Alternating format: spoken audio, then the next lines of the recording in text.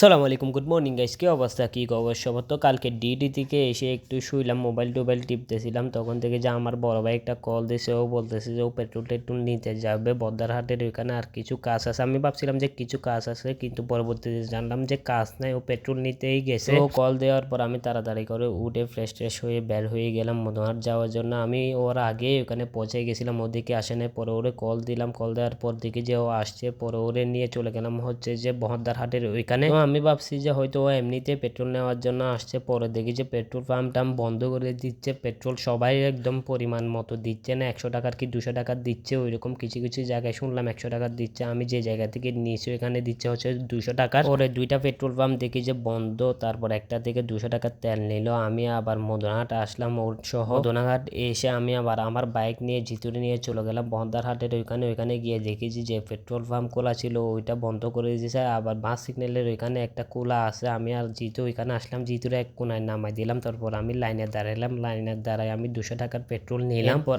আবার আমি গাড়িটা বের করে জিতুরে দিলাম, জিতুরে দিয়েও আবার 220 টাকার নেওয়ালাম। 20 টাকা বাইরে লই দেখি। পরে 420 টাকার তেল নিয়ে আমরা চলে আসলাম মদনাঘাটে। মদনাঘাটে এসে চাটা খাইলাম, একটু আড্ডা দিয়ে চলে আসলাম হচ্ছে যে বাড়িতে এসে ভাত খাওয়ার জন্য প্লেট নিলাম। পরে দেখি যে ভাত খাইতে আর ইচ্ছা করতেছে না। পরে কলা টলা খেয়ে ঘুমাই গেলাম। আবার সেরির টাইম একটু করে উঠলাম, উঠে আবার একটা কলা খাইলাম, কলা খেয়ে আবার ঘুমাই গেলাম। পরে এদিকে ঘুম থেকে উঠলাম 10:30টার দিকে, উঠে গোসল টুসল করে রেডি হয়ে বের হয়ে গেলাম। যাওয়ার সময় জিতুর এখানে গেলাম, কারণ জিতু সহ আমার সাথে টাউনে যাবে। পরে জিতুরে নিয়ে বের হয়ে গেলাম। জিতু আবার নেমে গেল হচ্ছে যে লালখান বাজারের ওইখানে, ও জিসির মোড় যাবে। তারপর আমি চলে গেলাম হচ্ছে যে ডিউটিতে। এখানে ঢুকে প্রথমে লকার রুমে গিয়ে ড্রেস চেঞ্জ করে চলে গেলাম হচ্ছে যে কিচেনে গিয়ে প্রথমে শেফদের সাথে একটু হাই হ্যালো করলাম। তারপর প্রথমে শেফে আমাকে কিছু ভেজিটেবল কাটতে দিল, তারপর আরেকটা শেফে অন্য কাজ দিল, ওইটা করতেছিলাম। তারপর তেহেরি বানালাম, তারপর এখানে বিফ কারি বানাইলাম, ওইখানে শেফদের হেল্প করলাম। মূলত এখানে যেটানোর কোনো ধরনের সুযোগ নেই, মানে নন স্টপ একটু না একটু এদিক সেদিক কাজ করতেই আসিলাম। তারপর আরেকটা ভাইয়ের সাথে লেমন বাটার সস বানালাম, পেপার সস বানানোর কথা ছিল, পরে দেখি যে ওইটা আর বানাই নাই। তারপর বুফে সেট আপের জন্য জিনিসপত্র ওয়ালমারে কিছু কিছু ঢুকাইলাম। তারপর একটা ভাইয়ের নান বানানোর জন্য বললো, কিন্তু আমি নান বানাইতে পারি না। তো বলতেছি এমনি পারো অমনে বানাও। তো আমি বানাইতে গেছি, পরে দেখি যে চিড়ে যাচ্ছে। পরে উনি আসলো, উনি বানাইলো। তারপর আরেকটা বাইক কাটলো, আমি সুন্দর করে এগুলা সেট আপ করে